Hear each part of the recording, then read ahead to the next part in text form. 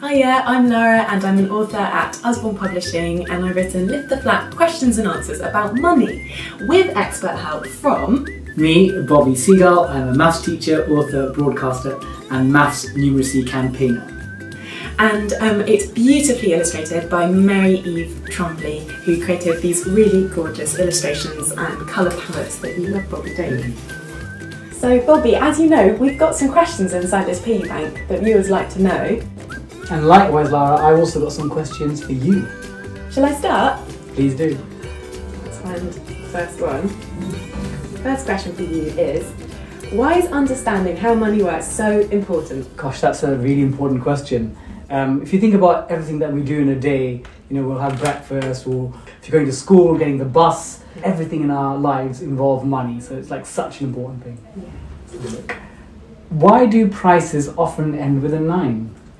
That's a really good question. Basically, it's because it makes things look like a better deal. So if you've got something for £4.99, it seems cheaper than £5, even though it's actually only 1 pence less.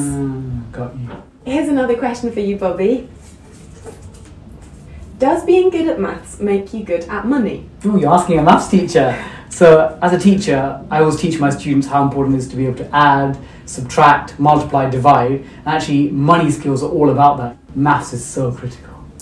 You would say that as a maths teacher. I would do. Here's a question for you.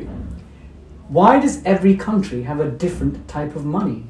Oh, yes, that's true, isn't it? So, for example, in the UK, you'd have a £5 note that looks like this, but then in France and Europe, you'd have a €5 note. And that's because every country wants to have its own money and be in charge of it, so that they can choose the way it looks, its name, its symbol, and how much of it there is around. Ah, can I have some money? Yeah. Ooh, fell out. So, how much money does a person need, Bobby?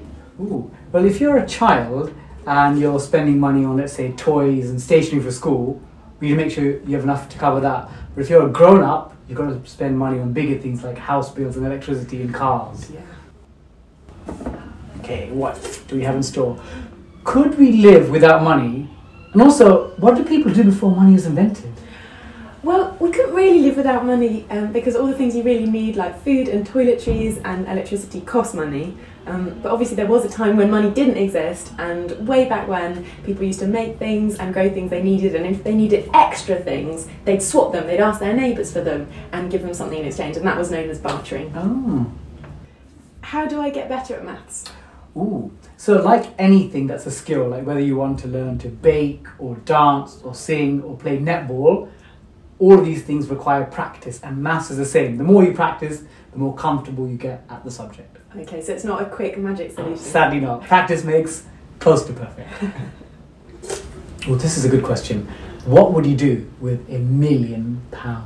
That is so much money. I think people would want to do so many different things with it. They might want to give some to family members, or buy a car, or save some up for a rainy day, give some to their favourite charity. I think personally I'd probably want to buy a really lovely home and give some to charity too. How about you? What would you do with it?